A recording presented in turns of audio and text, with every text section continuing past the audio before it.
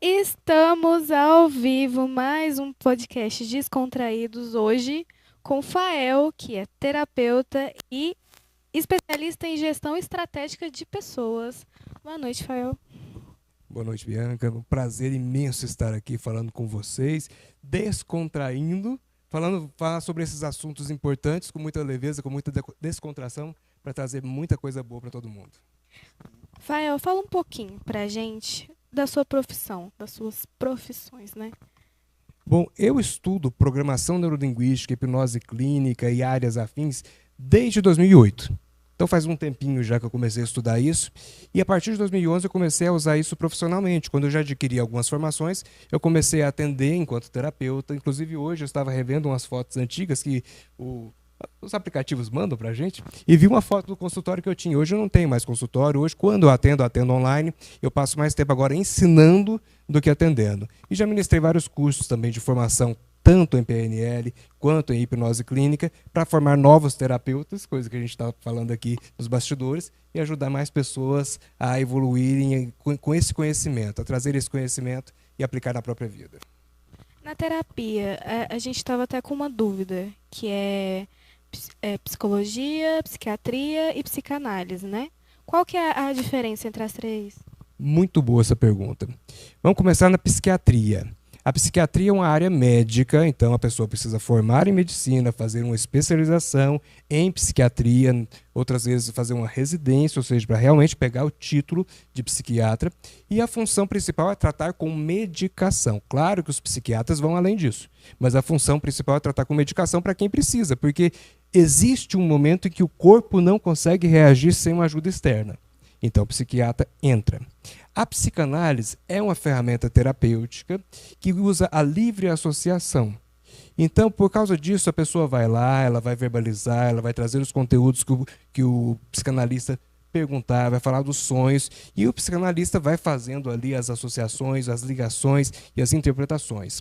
É um processo mais longo, e é um processo de profundo autoconhecimento. Então, para quem eu indico psicanálise quando me procura? Aquela pessoa que quer aprofundar, quer se conhecer muito e ela tem tempo para isso.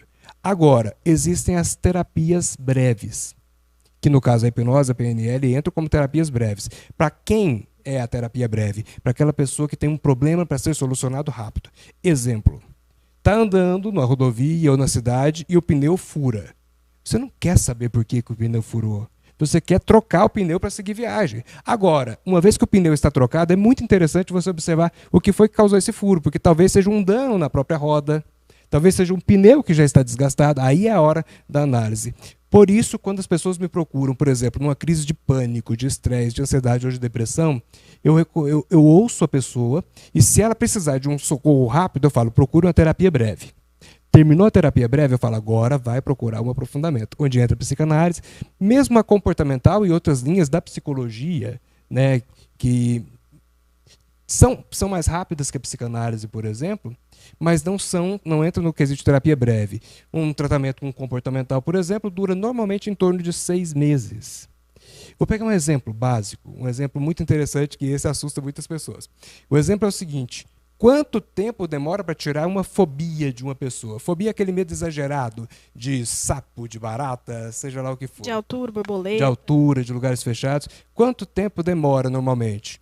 Depende da linha que você vai fazer, mas quem vai me responder isso normalmente diz 1 mês, 3 meses, 6 meses. A PNL tira em 5 minutos. Fael, Sério? que loucura, isso existe? Sim. Entretanto, sempre quem me procurou para tratar a fobia, eu não fazia em 5 minutos. Eu faço em 3 sessões. Ah, para quê, Fael? Para ganhar mais dinheiro? Não, porque não é prudente. Não é prudente. Eu desinstalava a fobia na primeira sessão. A pessoa já saía lá com a fobia desinstalada. Mas não é prudente, não é prudente parar por aí. Porque às vezes a fobia é a tampa da fossa. E você sabe muito bem o que é que fica dentro da fossa. Ou seja, se eu destampei, pode sair o conteúdo. Nessa hora, é importante que a pessoa esteja fazendo o processo terapêutico, porque esse conteúdo da fossa são os traumas que a gente estava falando agora há pouco em off. Que a gente pode tratar com hipnose. Tratar com hipnose, pode tratar com programação neurolinguística. O que é trauma, gente? Trauma é um aprendizado intenso, doloroso. Foi um aprendizado, foi importante, mas foi intenso e foi doloroso. Por ser intenso, ficou gravado. Está gravado em você. E a parte chata que foi dolorosa. Só que qual é o problema, Sidney? Qual é o problema, Bianca? O problema é que aquilo aconteceu naquela época, mas a dor a gente traz para hoje, como se fosse agora. Eu dou o exemplo de uma picada de marimbondo. A gente, que eu fui criado no interior, então, guerra de mamona era coisa maravilhosa, né? Mas a gente vai pegar uma mamona e não percebe que tem uma caixa de marimbondo, e de repente aqueles marimbondos vêm e ferrou, causa uma dor imensa. Eu aprendo naquele momento a sempre que eu for puxar uma folha, olhar antes. Mas toda vez que eu vou puxar a folha, não precisa doer de novo. Basta trazer o aprendizado. É isso que a nossa mente precisa aprender e o que a terapia faz. As várias terapias fazem isso e também a programação neurolinguística e a hipnose clínica. É você pegar aquele trauma e dessensibilizar. O que é isso? Uma pele sensível, você toca, incomoda, dói. Uma pele que não está sensível não incomoda. Um trauma é um assunto que normalmente está sensível. Eu toco no assunto e dói em você. Se eu dessensibilizo, ou seja, se eu tiro a sensibilidade disso, a gente consegue conversar e não dói. Por exemplo, vocês que estão aqui comigo presencialmente perceberam que eu cheguei na cadeira de rodas, que eu sou uma pessoa com deficiência, etc. Em algum momento a gente pode até falar sobre isso. Foi causado por uma doença. Por que eu falo sobre isso com leveza? Porque não dói. Mas houve um tempo em que eu não falava sobre isso nem com a minha família. Demorei anos para conversar com a minha família sobre isso. Porque desenvolveu um trauma. Porque ainda era doloroso. Quando deixou de doer, já se tornou um assunto que eu falo claramente. É um assunto que eu até conversei com a Bianca antes. Eu acho que a palavra dor é bem colocada já na introdução que você fez. Porque tem pessoas que têm dor, traumas, e muitas das vezes não sabe que é provocado por algum acontecimento na sua vida. E aí eu li um pouco, por isso que eu vou perguntar para o senhor, justamente isso. A hipnose trabalha esse subconsciente, que muitas vezes eu vi um caso, né, nessas leituras de que a pessoa chorava do nada, sem saber por quê, dava um clique nela, ela começava a chorar. Aí ela Não sabia qual era o ponto gatilho. Aí foi explicado que tinha alguma coisa no ambiente ou na fala de alguém que disparava o gatilho, né? E aí eu queria saber, a hipnose, eu vi em alguns textos de Freud sobre isso, mas também falaram que tem coisas que nem a hipnose chega a trazer à tona.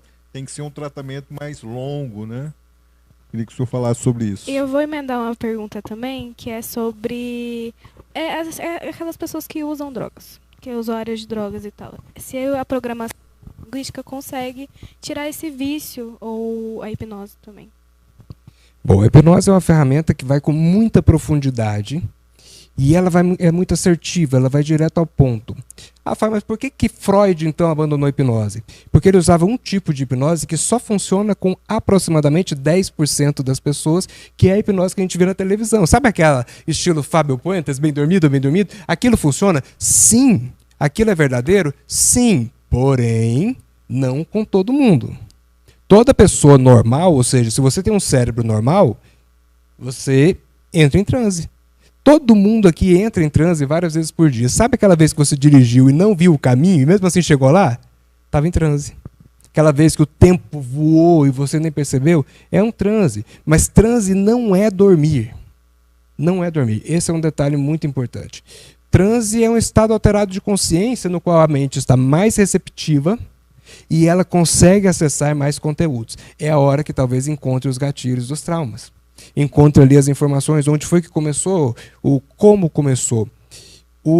Hoje a gente trabalha muito com a hipnose clínica e ela é muito mais suave do que aquela hipnose do palco, aquela hipnose que a gente vê na televisão. Porque o principal caminho é o relaxamento, é provocar um relaxamento. Inclusive é muito comum hoje em dia as pessoas procurarem no YouTube e outras plataformas meditação guiada. De certa forma, aquilo é um processo hipnótico. Não é necessariamente uma hipnose, porque eles não seguem os passos que a gente ensina nos cursos, os gatilhos mentais para facilitar o transe, que a pessoa entre em transe. Mas aquele processo é hipnótico. Assim como dirigir, conforme eu já falei, assistir um filme muito interessante, é hipnótico. E a hipnose ela é muito profunda, mas também não é a solução de tudo. Inclusive essa questão das drogas que você perguntou. Isso é muito complicado. Em primeiro lugar, a pessoa precisa ter um mínimo de vontade. Ou o ideal é que ela tenha muita vontade. Porque é um vício químico. Além de tudo, além da dependência comportamental, emocional, ainda tem a parte química. Então isso dificulta muito. Mas é uma boa ferramenta para ser usada associada às outras, ou seja, associada à psiquiatria, talvez associada até a um tratamento psicológico tradicional? Sim, é uma ferramenta interessante para esses aspectos. Mas como eu disse, não é a panaceia, não é a solução de tudo, porque muitas pessoas chegam, às vezes, apresentando dessa forma. 2 erros no mundo da hipnose e da PNL que eu vi muito. Apresentar como se fosse a solução de tudo e dizer que a pessoa não precisa de medicação. Isso é um risco tremendo. E só deixando claro, talvez você tenha visto só esse pedacinho, eu estou dizendo que é errado dizer isso. Porque quem vai dizer sobre a medicação, em primeiro lugar, é o médico. E, em segundo lugar, eu sempre digo, muitas vezes é necessário. É necessário para ajudar a pessoa. Você pode contar pra gente algum caso assim que o senhor tratou, que teve aquela melhora? Ou um paciente até que saiu desse vício? Bom, em primeiro lugar, pode falar você, porque aqui o senhor... À vontade. Pode falar de senhor, pode falar de você, mas você está mais próximo. Você vai brigar com a mamãe, né? Vou não. Especificamente no caso dos vícios, né? Do vício, algum que te marcou bastante? Nessa linha tem um caso muito interessante que eu atendi. Não foi um vício numa droga pesada, mas é um vício difícil de largar, que é o cigarro. O cigarro, até por ele não ser tão pesado, torna mais difícil. Eu falo que, por exemplo, o que é mais fácil tirar? Um vício em cocaína ou um vício em açúcar? Da cocaína é mais fácil. Por quê? No inconsciente a gente já sabe, é errado. O açúcar não, é bonitinho, é coisa da vida. Não vai fazer mal. É da natureza, é de Deus, então pode. E a cocaína então se torna mais fácil. Essa cliente, detalhe, o atendimento foi todo online, porque eu não lembro se foi na época do lockdown ou se foi pós-lockdown. Porque depois do lockdown eu parei de atender presencialmente. Fizemos o processo todo online e ela conseguiu deixar o cigarro. E foi notório, porque a voz dela mudou, ela falou que o paladar mudou, o olfato mudou. É um caminho muito interessante. E tem várias maneiras de trabalhar isso. Tem pessoas que trabalham de uma forma mais intensa. Como assim? Coloca lá um gatilho de nojo. Faz a pessoa sentir nojo do cigarro. Eu já vi isso. Gente, é muito incrível. A pessoa vê o cigarro e ela automaticamente tem vontade de vomitar. Exatamente. Inclusive tem um ex-aluno meu que eu vi recentemente que está fazendo assim. Eu vi ele fazendo para bebida, não foi para cigarro, mas eu ouvi fazendo. A outra maneira é uma maneira mais suave, mais progressiva. Então a gente vai, em primeiro lugar, descobrindo qual é a intenção positiva por trás desse vício, porque todo comportamento nosso tem uma intenção positiva por trás. O problema é a consequência. E aí vamos trabalhando maneiras da pessoa encontrar essa intenção positiva. Olha um exemplo. Pessoa que está comendo em excesso. Aí nós vamos verificar qual é a intenção positiva de estar comendo em excesso. Vou pegar um exemplo de 2 clientes minhas que eu atendi no mesmo dia. E eu fui buscar a intenção positiva. E as 2 disseram alegria. Aí qual é a pergunta que eu faço logo em seguida? De que outra forma você pode encontrar alegria além da comida? Uma delas conseguiu me responder, a outra não conseguiu. Ou seja, o único refúgio que ela estava tendo naquele momento para encontrar alegria era na comida. Está explicado por que isso virou uma compulsão. Não era um vício, mas era uma compulsão. A partir daí nós tivemos que trabalhar maneiras dela encontrar alegria e assim fazer a substituição adequada. Um lugar de conforto, né? Basicamente. Eu tenho agora algumas pessoas me pediram para fazer essa pergunta. Eu falei, cara, é uma pergunta sem gracinha, mas eu vou fazer. Cara, aquela hipnose de desenho animado, de reloginho, é o que todo mundo conhece como hipnose, né? E há muita dúvida se realmente é verdadeiro ou não, né? Eu nunca experimentei, não posso falar que é sim ou que é não, mas está aqui um especialista que pode nos responder, né? O que leva a pessoa a entrar, assim, básico, não precisa aprofundar, mas básico, que vai ser hipnotizada, precisa deixar você levar ele, tipo assim, entendeu? Porque primeiro a pessoa que está sendo hipnotizada tem que deixar, né? Ou não? Mais ou menos. Então, me explica. É mais como uma predisposição do que deixar. Eu falo quem são as pessoas mais hipnotizáveis. Ah, são as mais fracas? Não. São aquelas pessoas que se permitem guiar por uma liderança. Que elas aprenderam a ter uma confiança na liderança. Por exemplo, ela aprendeu a ser obediente ao pai e à mãe com muita tranquilidade, com carinho. Depois aprendeu a ser obediente aos professores, depois aos líderes religiosos, etc. Então ela aprendeu a ser comandada por um líder. Outras pessoas também podem? Podem. Aí ela vai ter que ser, o cérebro dela vai ter que ser cativado. Uma coisa que a hipnose faz é o que a gente chama de estímulo indiferente que se torna um estímulo condicionado. Provavelmente você que está assistindo a gente, e vocês também, já viram alguma coisa de pedir para olhar, olha aqui no ponto fixo. Você falou do relógio, né, que é basicamente a mesma coisa. Pedir para a pessoa olhar para um ponto fixo, algo assim. Quando a gente faz isso, funciona mais ou menos dessa forma. Eu coloco o dedo aqui acima do globo ocular e falo, olha aqui no meu dedo. A pessoa vai olhar por um tempinho e depois eu vou dizer, os seus olhos estão ficando pesados. Gente, qualquer pessoa que olhar no dedo aqui em cima por um tempo, os olhos vão ficar pesados. Aí depois eu digo, está ficando cansado. Vai ficar cansado, é natural. Depois eu digo, e você está com vontade de fechar. Só que o que o cérebro dela está entendendo? Nossa, a primeira coisa que ele falou era verdade. Nossa, a segunda coisa que ele falou é verdade. Caramba, a terceira que ele falou é verdade. Esse cara fala a verdade. Então ali eu fiz um yes set, uma sequência de sims, e o cérebro começou a confiar em mim. Rafael, e na terapia você faz assim? Não. Na terapia a gente vai pelo relaxamento.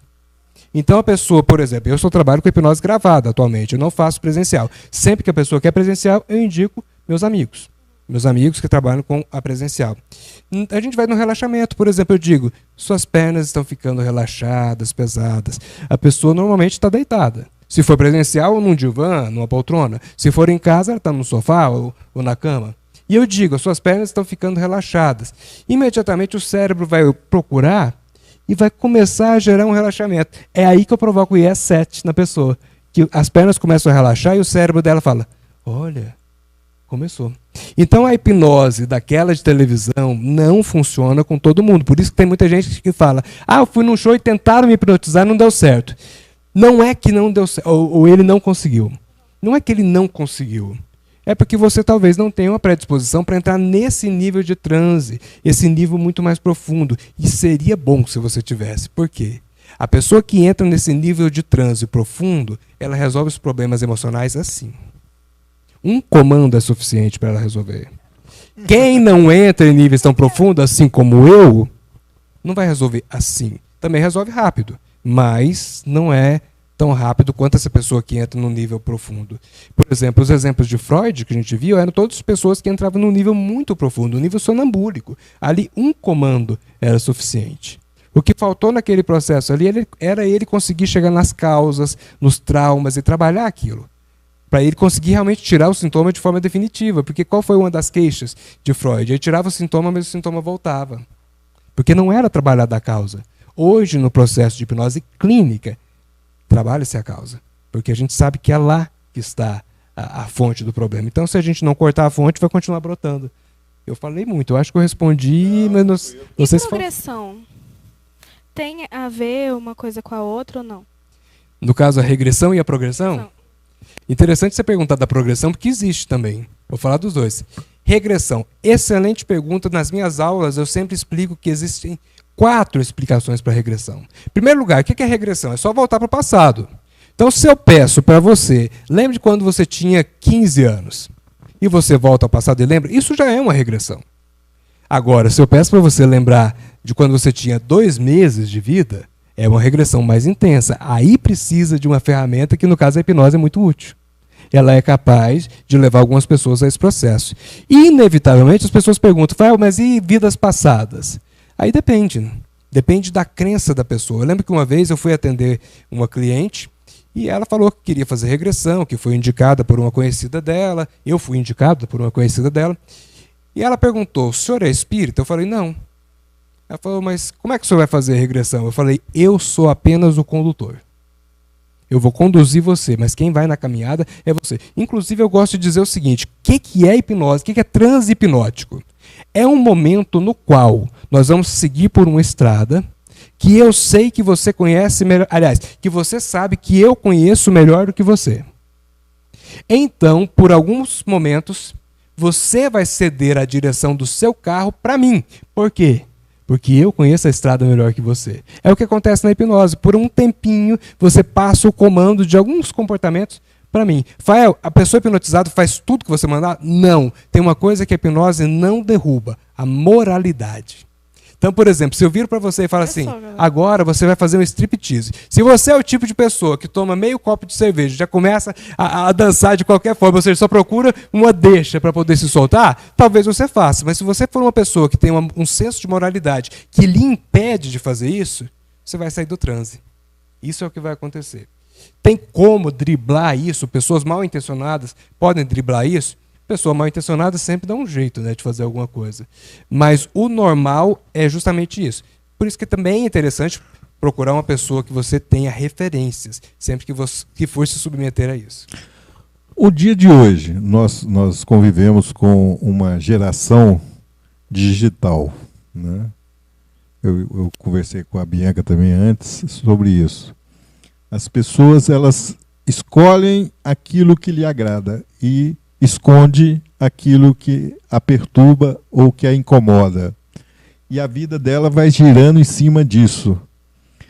A visão que ela tem, a visão que eu preciso aparecer como um personagem perfeito, mas quando desligo o aparelho eu sou uma pessoa imperfeita. Esse conflito entre o personagem que está na rede e a pessoa real tem sido latente nessa geração. Você concorda? Você já trabalhou pessoas assim? Como que é? Eu concordo e acrescento. Além do conflito da pessoa sentir que ela não é tudo que ela demonstra na rede social, ainda tem o conflito da comparação. Aliás, não é o conflito, mas a dor da comparação. A pessoa começa a olhar, quem aqui nunca ouviu a frase, todo mundo está viajando, menos eu. Todo mundo está na praia, menos eu. Não é todo mundo. São recortes, são fotos. Igual as pessoas às vezes falam assim, Rafael, eu sei que você é muito ocupado. Eu fico muito grato quando as pessoas me dizem isso. Mas eu não sou tão ocupado assim, até porque por questão de saúde eu preciso de vários momentos para repousar o meu corpo, literalmente. Então, por exemplo, para vir aqui hoje estar inteiro, eu tive que passar o dia me cuidando. Então eu não sou tão ocupado quanto eu pareço. Mas nas minhas redes sociais, tudo que eu publico é de trabalho. Então as pessoas acham que eu trabalho muito. Esses recortes geram uma dor em muitas pessoas e uma distorção no qual ela pensa, eu preciso ser igual ao outro, ou eu preciso ser esse personagem, e não tem problema você querer ser melhor. O problema é quando isso causa dor. Mas isso aí acaba desencadeando numa doença, que é o burnout. Pode gerar isso daí, depressão, porque a pessoa começa a achar que na vida dela está dando tudo errado, enquanto na vida dos outros está dando tudo certo. Gente, nossas vidas são normais, tá? As nossas vidas são normais, então todo mundo passa por situações chatas, situações positivas. É normal, altos e baixos. Além de ser normal, a gente sobe e desce, e é com todo mundo. Hoje de manhã eu publiquei lá no meu Instagram falando sobre a repetição. O que eu quis dizer com a repetição? Eu falei que 3 coisas chatas na vida são repetição, a perda, as perdas que nós vamos tendo e a demora. E hoje eu falei sobre repetição dizendo que é chato a gente corrigir uma coisa e de repente percebe que tem que voltar e corrigir de novo. Mas é normal. É normal. Isso acontece com todo mundo até chegarmos à perfeição. Mas perfeição vai ser quando? Eu acho que nós não vamos. Eu não tenho a intenção de alcançar a perfeição, porque eu acho que isso é inatingível. Até porque quando chegar lá, sempre melhora um pouquinho mais. Sempre vai se cobrar. Sempre. E nós somos tipo um repolho. A gente corrige a primeira camada.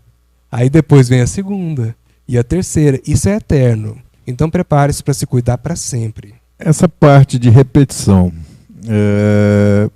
eu li também. Você me desculpe, eu tô perguntando porque eu estou tão curioso no tema, né, que as pessoas que escondem o seu medo ou guardam o seu medo no seu subconsciente e não quer levar ele a uma realidade, o próprio organismo e o próprio repete aquelas mesmas situações para ele, você tem que resolver esse problema que está aqui.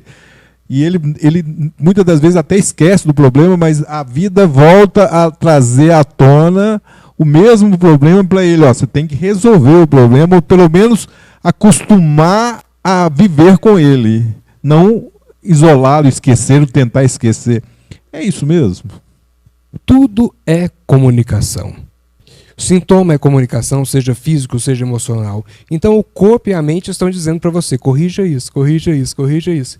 Se não é corrigido, ele vai continuar insistindo. E eu falo o seguinte, eu trabalho muito hoje em dia em ensinar as pessoas a controlar as próprias emoções, porque tanto estresse, tanta reclamação de ansiedade, eu vi que isso é algo muito necessário, então meus cursos hoje estão focados nisso. E uma comparação que eu sempre digo é o seguinte, a emoção é um mensageiro. E é um mensageiro muito bom, muito profissional, daquele que não desiste enquanto não entrega a mensagem. Então o mensageiro vai chegar e vai bater a sua porta. Toque, toque, toque, toque, toque, toque. Você tem duas opções. Ou abre ou não abre. Eu disse que o mensageiro é bom, ele não vai embora sem entregar a mensagem. Se você não vai abrir, ele vai continuar batendo, batendo, batendo. Tanto a ponto de estragar a porta. A ponto de machucar a porta. É a hora que o problema, que era emocional, se transforma numa doença física. É a somatização. Por exemplo, hoje nós vemos várias pessoas com problemas de saúde que quando elas vão ao médico, o médico fala, isso é emocional. A minha mãe, ela vivia indo ao médico. Inclusive, mãe, vou contar. E aí... Um abraço pra mãe.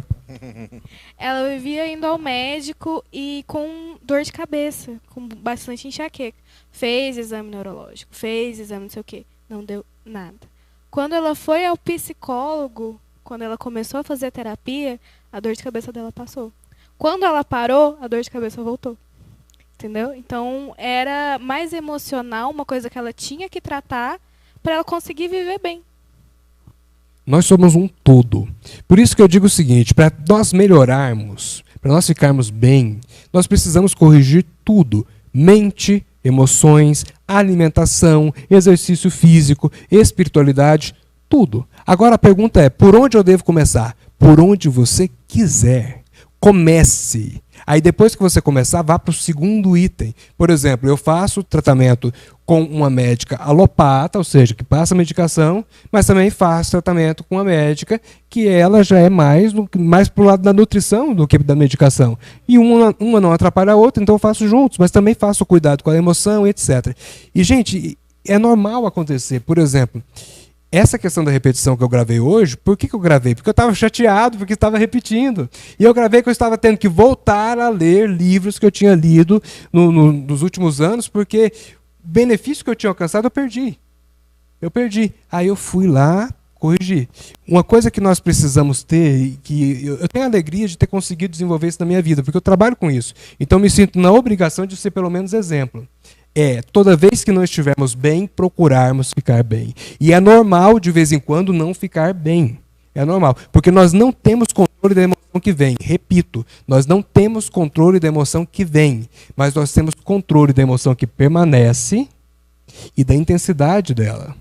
Rafael, como assim? Como é que a gente tem controle da intensidade? Tem várias coisas que você pode fazer para diminuir, por exemplo, a ansiedade. Quantas vezes você já ouviu alguém ensinando exercício de respiração, indicando meditação, indicando uma alimentação mais leve, Funciona, tá, galera? atividade física? Tem muitas coisas que você pode fazer para reduzir a intensidade da emoção. Você não tem controle se ela vem ou não, igual o susto. O susto vem, até porque é uma defesa, é um mensageiro. É um mensageiro que não desiste de entregar, é para salvar a sua vida. Nossa, Rafael, mas me incomoda tanto isso daí, é para salvar minha vida. Incomoda porque, por exemplo, quem aqui gosta de tomar injeção ou de tomar vacina? Eu acho que ninguém. E mesmo assim, quando o médico prescreve, a gente toma por quê? Porque é para salvar a vida. Da mesma forma, a emoção, ela vem para tentar salvar a sua vida, só que às vezes ela se equivoca. Às vezes ela acha que você precisa de um medo, só que ela coloca um medo no nível grande demais. Tanto que na PNL, Programação Neurolinguística, nós não chamamos de emoções negativas, nós chamamos de emoções limitantes. Por quê? A meta dela não é ser negativa, não é doer, é colocar um limite. Mas até o limite tem que ter limite. Por exemplo, o medo. Uma pessoa sem medo se torna imprudente. Uma pessoa com excesso de medo é travada. Ela se trava. Até isso a gente precisa aprender a controlar. Não fazer mais nada. Não faz. Eu dou o exemplo do motociclista. Sem medo se torna imprudente. Com excesso de medo, não pilota mais. A dor. Voltando a esse assunto que eu acho interessante. Eu estava tentando lembrar aqui aonde, mas que fala que o homem não nasceu para ser feliz. mas ele busca a felicidade. A felicidade é uma coisa que você tem que buscar, ela não é natural, assim, eu sou feliz e sou feliz. Não, você busca a felicidade. No ponto de vista que ele queria dizer, é justamente isso. A gente precisa aprender a conviver com as nossas dores e buscar a felicidade.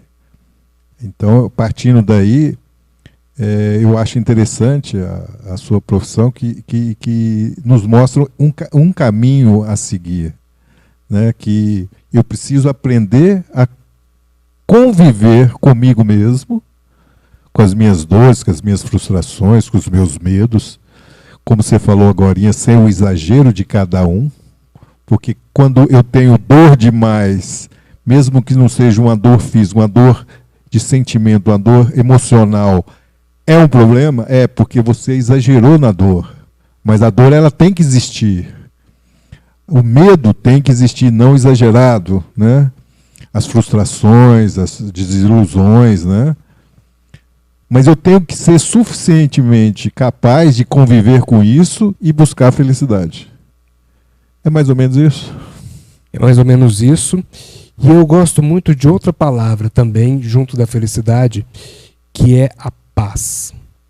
Eu acho que, no fundo, a essência que todo mundo busca é a paz. Ela está no meio da guerra. A pessoa está provocando uma guerra, por quê? Porque no final da guerra ela quer que tudo fique em paz.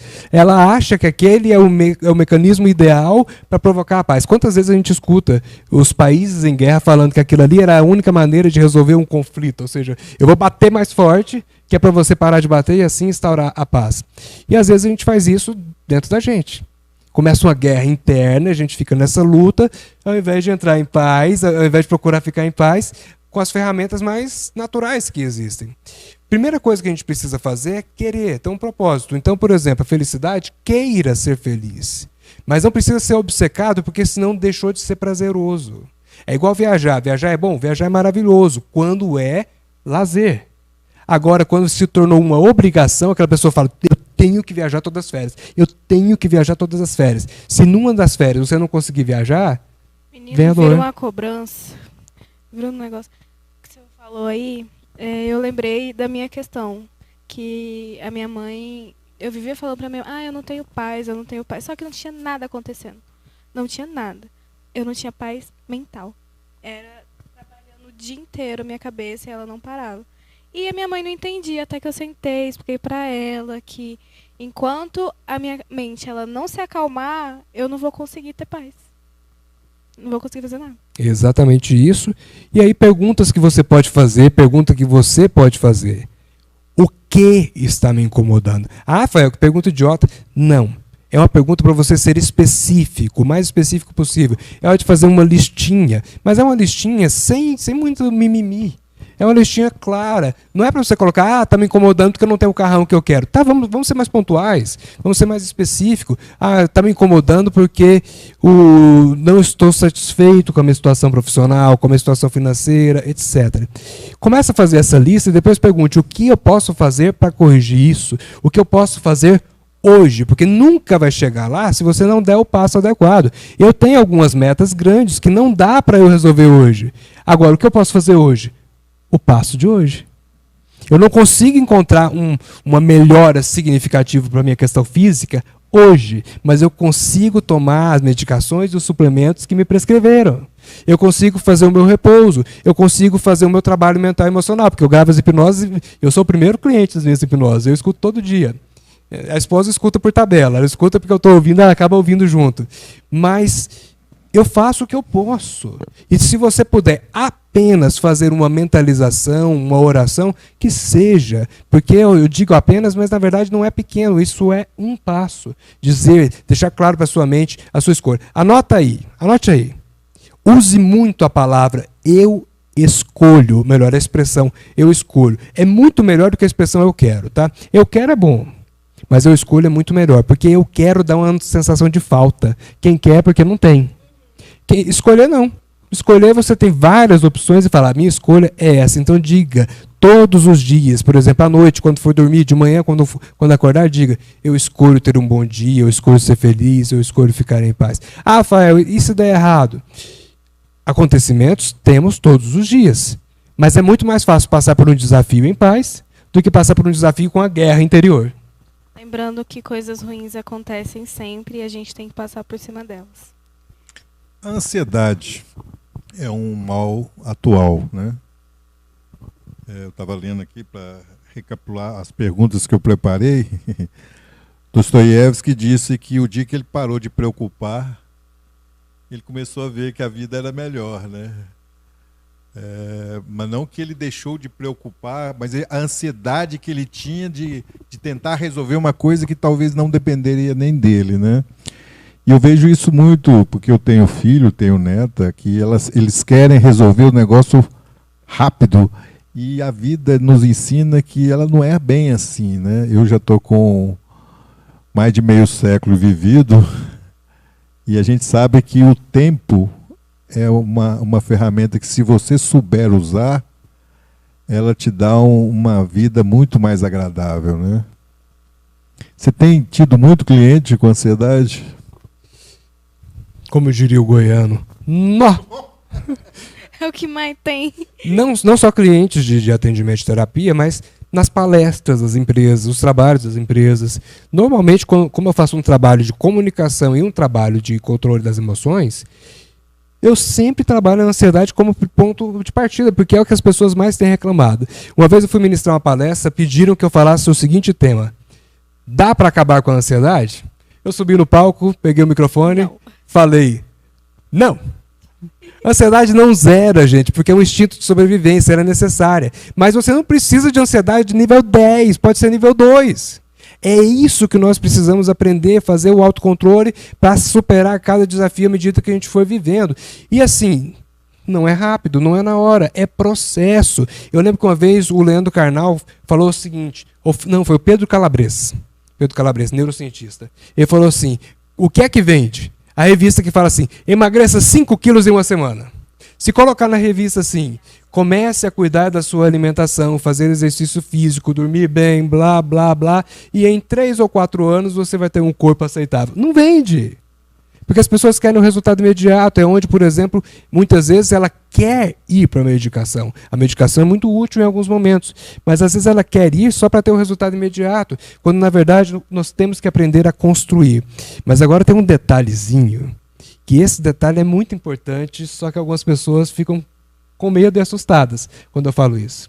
O detalhe é o seguinte: você não vai ser feliz quando as coisas estiverem em ordem se você não aprender a ser feliz hoje na desordem.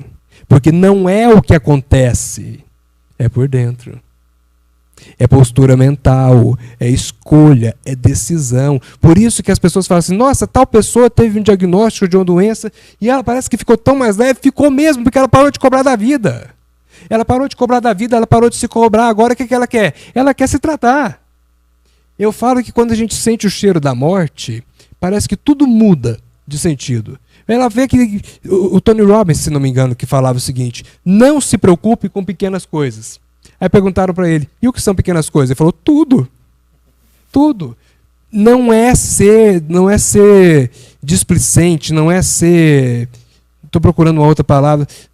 Não é você simplesmente abandonar as coisas. Não, é você fazer com leveza. Fazer tudo, porém fazer com leveza. Não entrar numa guerra, mas fazer como um artista. Você não é um gladiador, você não é um guerreiro, você é um artista. Então vai fazendo dessa forma. Inclusive, tem uma fala que eu acho interessante na filosofia, que fala, a perguntar para o filósofo, quantos anos você tem? Ele falou, eu não tenho anos.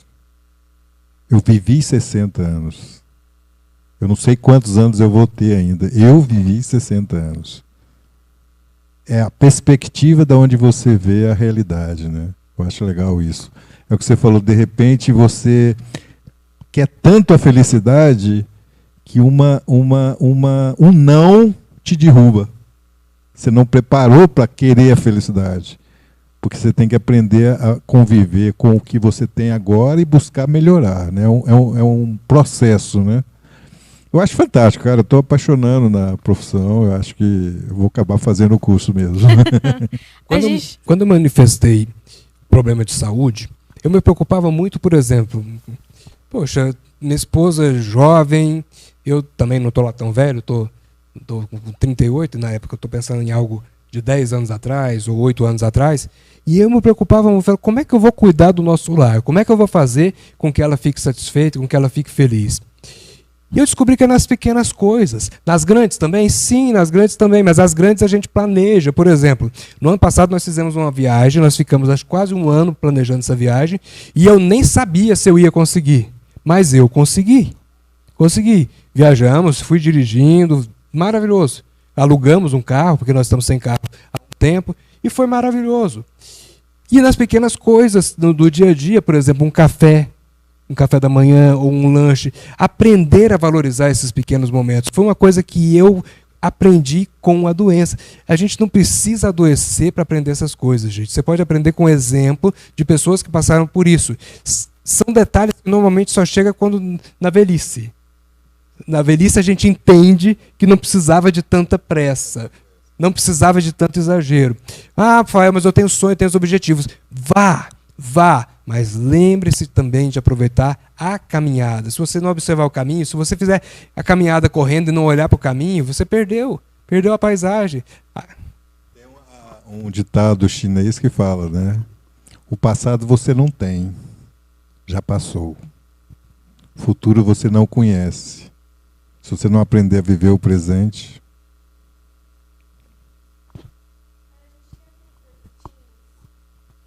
Ansiedade, já que a gente está falando disso.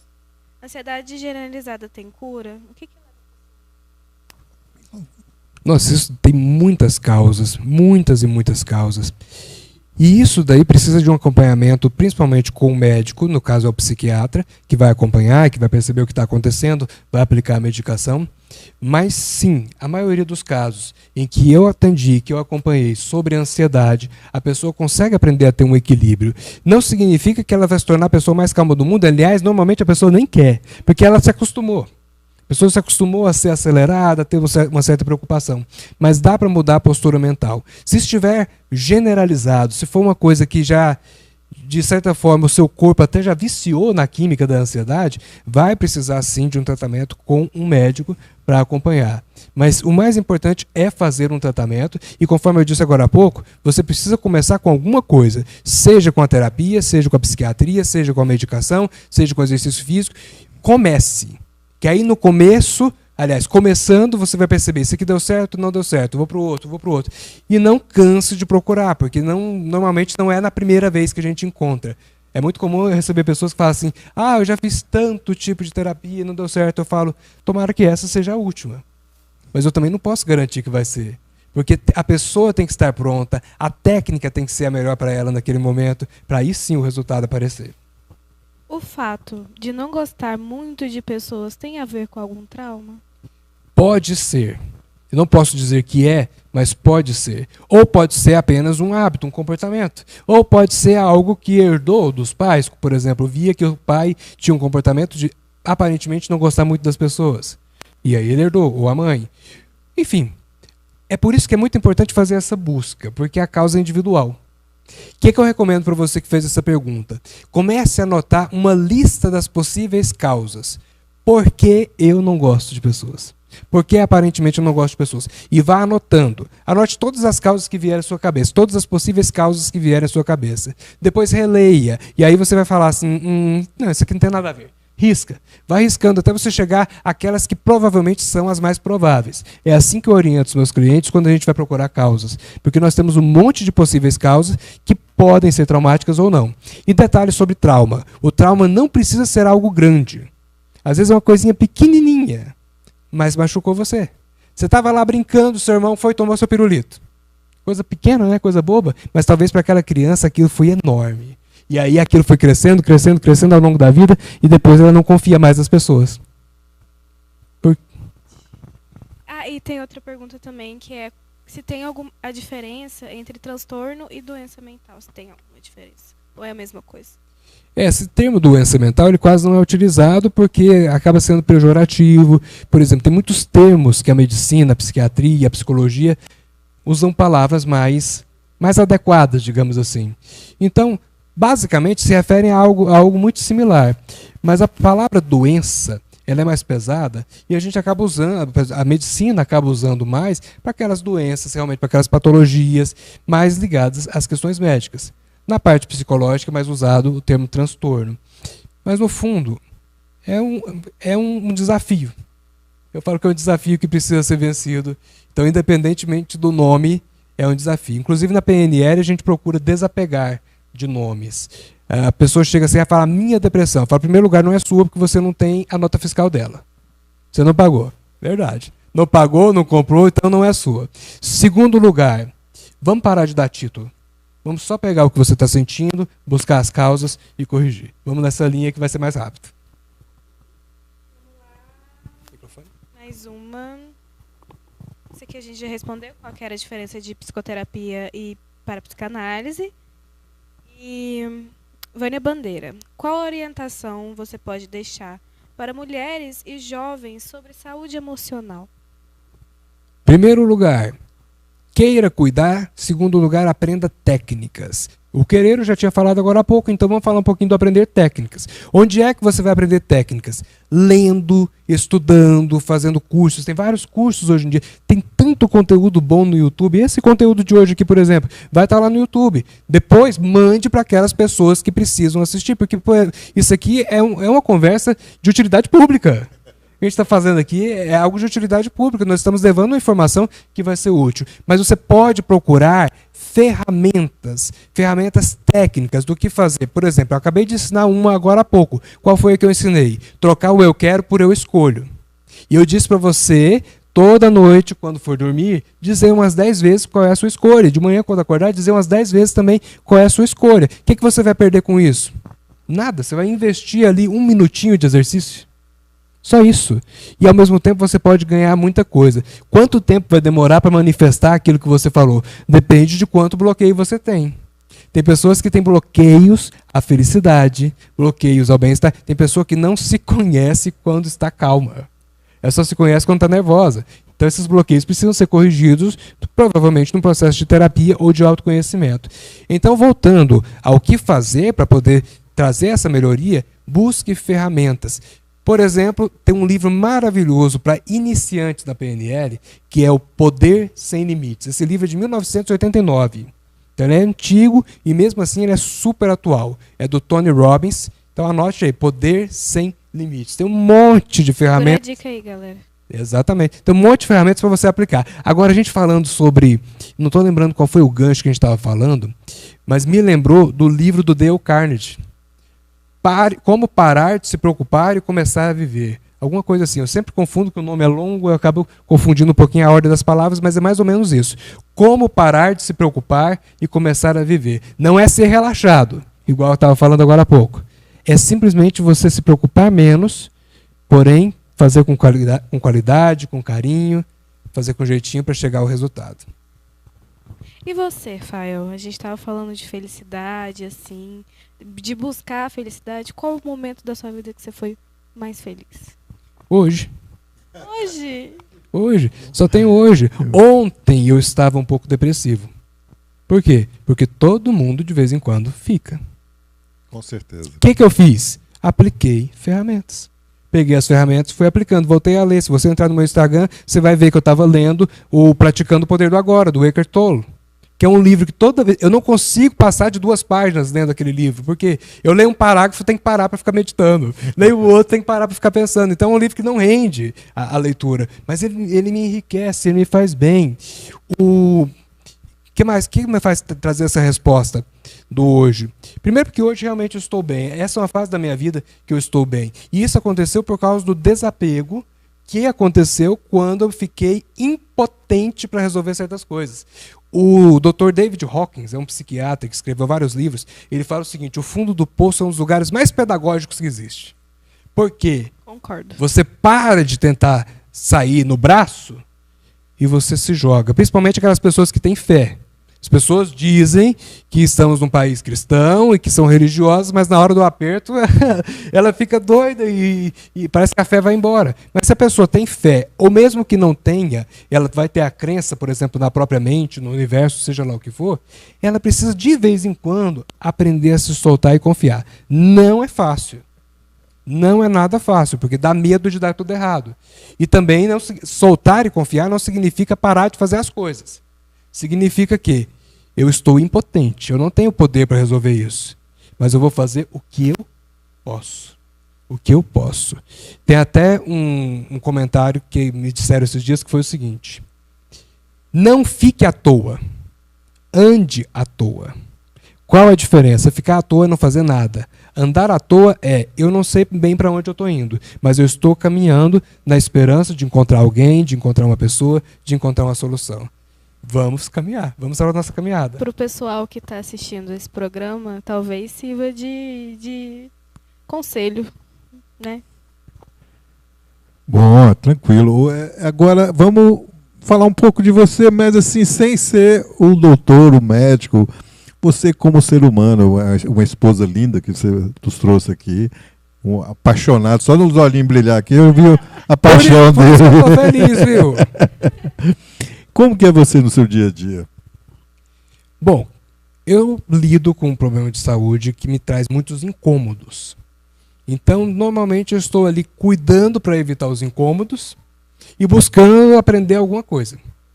Já que eu estou trabalhando menos devido por não conseguir, por não ter uma resistência grande, o meu corpo fadiga com muita rapidez.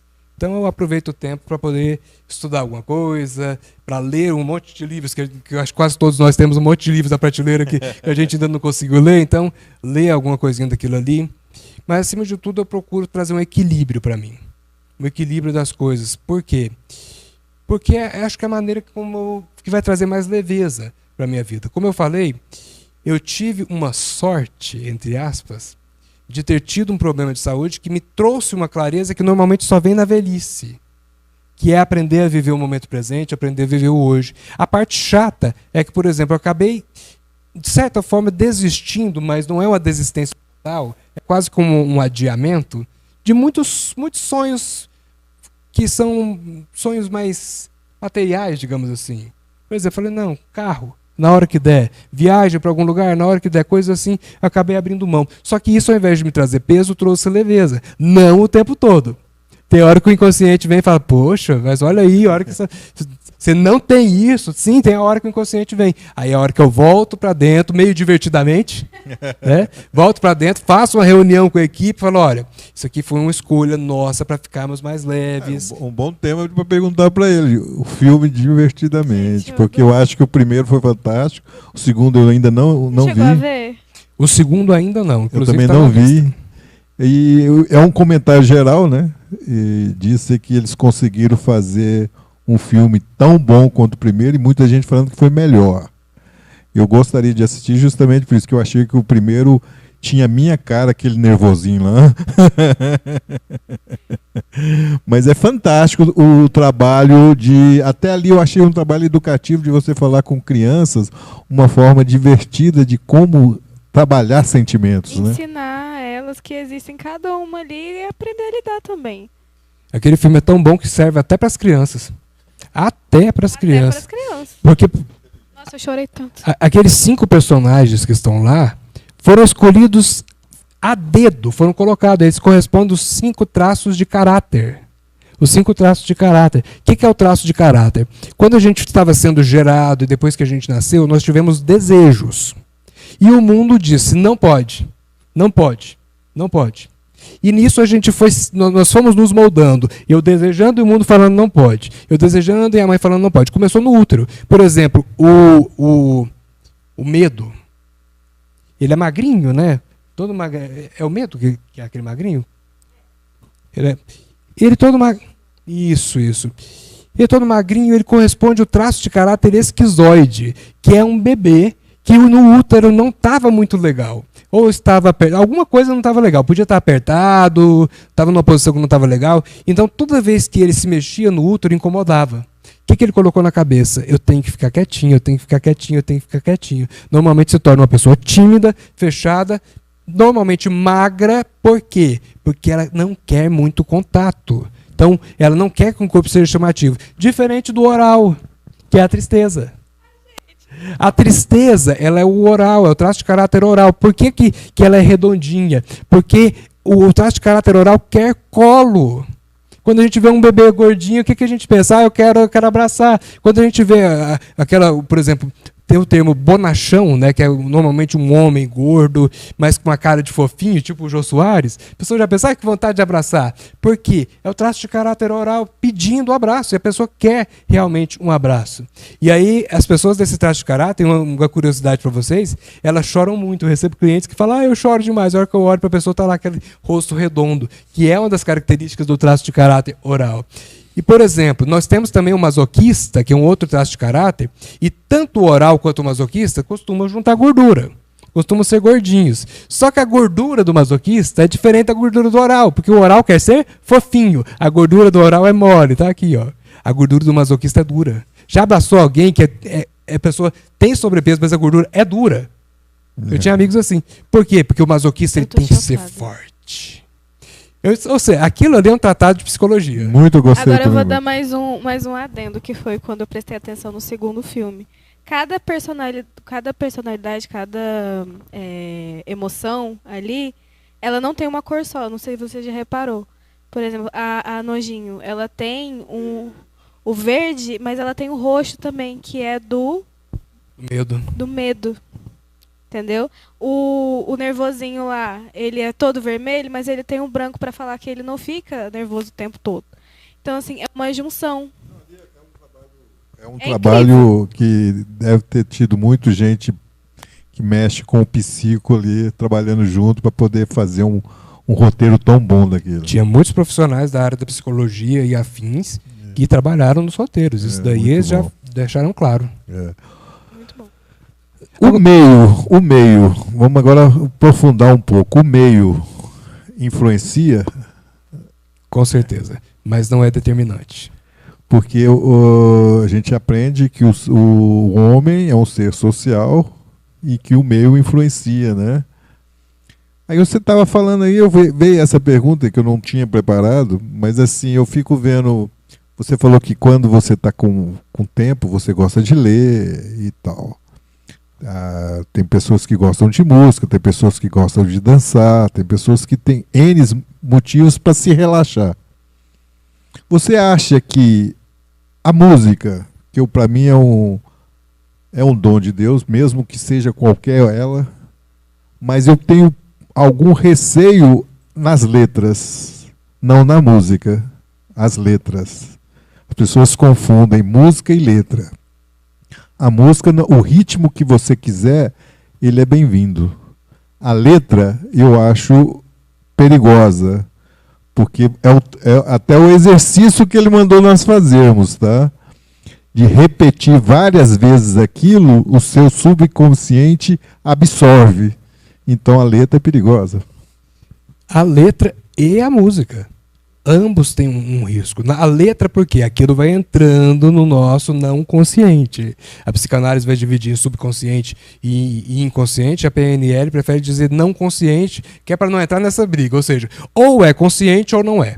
Ela simplifica dessa forma. Aliás, a PNL, o que ela mais procurou... PNL... Programação neurolinguística. Para todo mundo entender, isso, né? Programação neurolinguística é uma tecnologia, digamos assim, como eles costumam dizer, um conjunto de ferramentas para trazer resultados rápidos baseado na Gestalt terapia, na hipnose ericksoniana e na terapia familiar sistêmica da Virginia Satir. Então a letra tem uma influência. Tem influência. Por quê? Porque ela vai entrando na nossa mente aos poucos. Ainda mais que a gente vai ouvindo aquilo ali, aquilo vai entrando, vai entrando, vai entrando. Eu lembro de uma vez com uma freira amiga minha, muitos anos atrás, ela contou que um dia ela se pegou ouvindo rádio e cantando "Olha o nosso amor, valeu, quando a gente fez a primeira vez". Aí de repente ela falou: "Peraí, eu nunca fiz". Ela foi lá na rádio pedir pro pessoal pensar um pouquinho nas letras antes de colocar.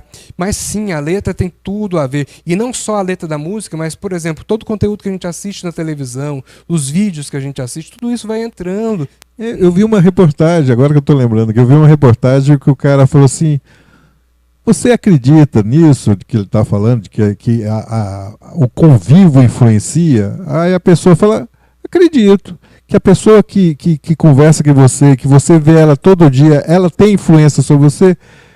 Acredita. Ele falou, pois é, a novela faz isso com você todo dia e você não percebe. Ele falou novela, mas no sentido de televisão, né? Que repete uma vida ali que é linda, maravilhosa, que você não vive, e aí pode gerar frustração, medo, dor, inveja e tal, porque é uma vida que você alimenta todos os dias, né? Uma vida fictícia que você nunca vai alcançar. Nunca é uma palavra um pouco forte, né? Mas Não, eu fico um porque pouco difícil. o pobre na televisão é lindo, né? Entendeu? O cara que é pobre olha a favela da televisão e fala assim, nossa, eu queria tanto que minha favela fosse assim, tão linda. E não é, a gente sabe que não é. A vida é dura, é sofrida, né? E esse ponto que você falou da novela ser como se fosse uma pessoa que a gente está convivendo, e por novela, você já falou, televisão, o streaming, tudo que a gente vai alimentando, eu digo o seguinte, quem é você? Você é quem você se acostumou a ser. Você é quem você se acostumou a ser. E como é que a gente se acostuma com as coisas? Por repetição.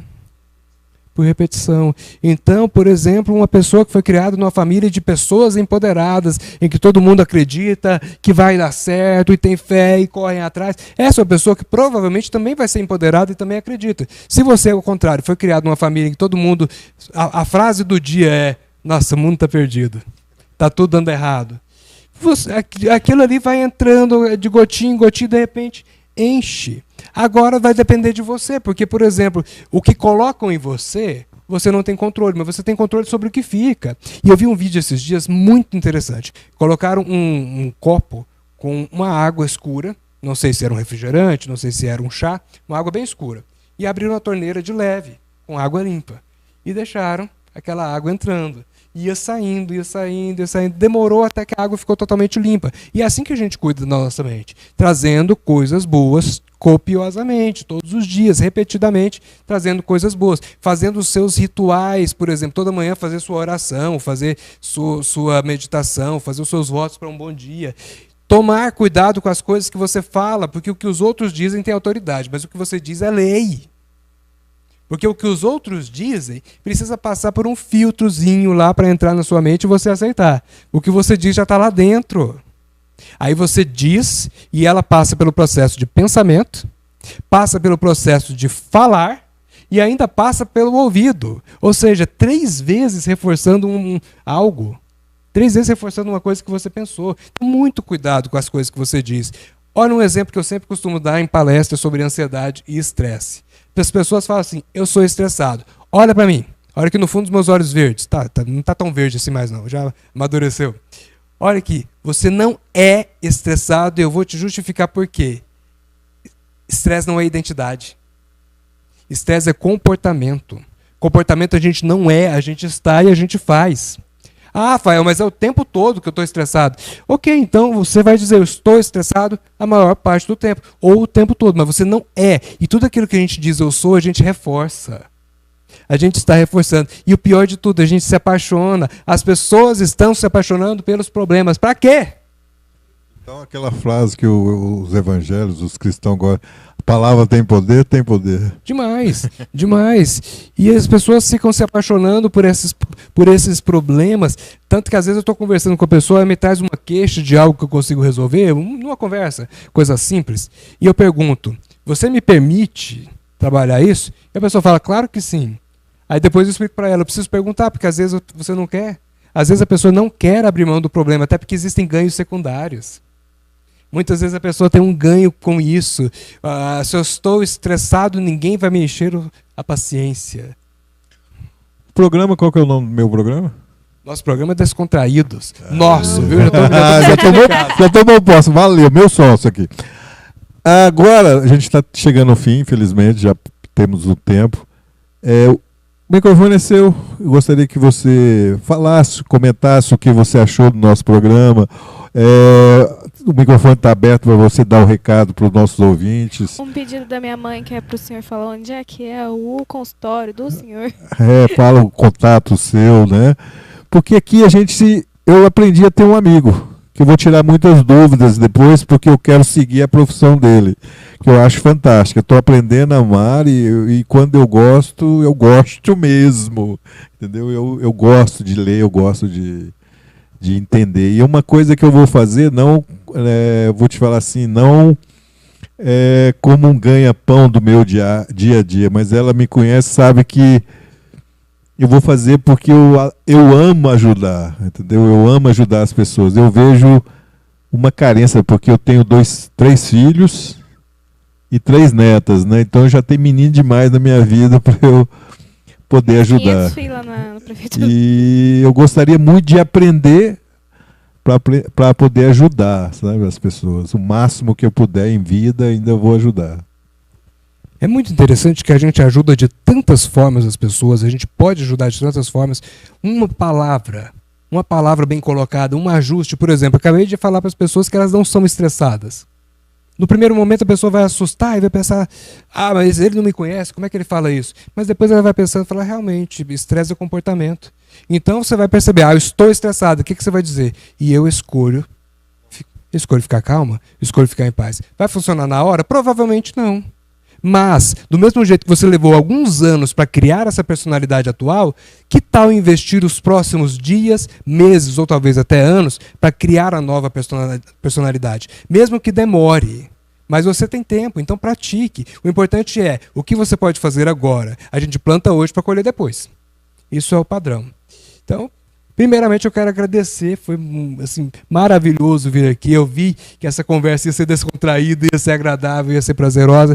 Espero muito que você que está assistindo tenha vários insights, vários pensamentos, que desperte algumas coisas em você. Você perguntou sobre atendimento, o atendimento é só online, então não tem consultório. Como eu consigo o seu atendimento online? Para entrar em contato comigo, você pode ir lá no Instagram FaelPNL, né? Fael do Rafael, PNL, que é a sigla para Programação Neurolinguística. Ou então pelo WhatsApp 629-8182-5566. Hoje eu estou focando mais em ensinar. Então eu estou trabalhando nesse momento com um curso chamado Método 100. O que é o Método 100? 100 é a sigla para controle emocional e mental. E lá eu ensino várias técnicas práticas para a pessoa aplicar no dia a dia. Técnicas simples, por exemplo, a respiração. E o detalhe, a primeira respiração que eu ensino não é aquela respiração calminha que todo mundo espera. Vai acalmar? Fique calmo, respire lentamente. Não, a primeira respiração que eu ensino é o contrário. É a hiperventilação, porque a pessoa que já está agitada, ela não vai acalmar de uma vez. Então primeiro a gente precisa dar uma agitada positiva e depois ir freando a pessoa aos poucos. Então é o que eu tenho trabalhado. Se você entrar na rede social, você já vai ver algumas divulgações e quem tiver dúvidas, quiser mais informações, basta perguntar. É isso, gente. Vamos iniciar o nosso processo de autocuidado. Se você já iniciou, vamos continuar. É um plantio diário, mas um dia você vai colher. Ou melhor, todos os dias você vai ter algumas colheitas, mas vai ter dias que a colheita vai ser mais frutuosa ainda, mais prazerosa e daquelas que você olha e fala, valeu a pena. Gostou do programa? Demais. Que dia que eu volto? Ué, vamos marcar sim.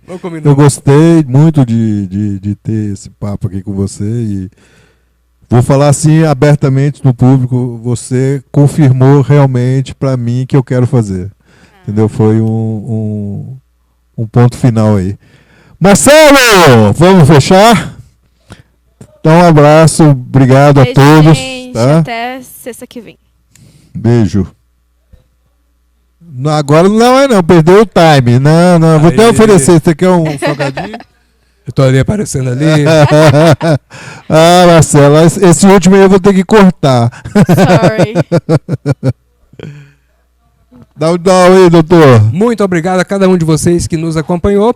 Lembre de compartilhar com todo mundo que vai ser beneficiado com esse conteúdo, porque não guarde só para você. O que é bom a gente compartilha. É isso aí. Um abraço.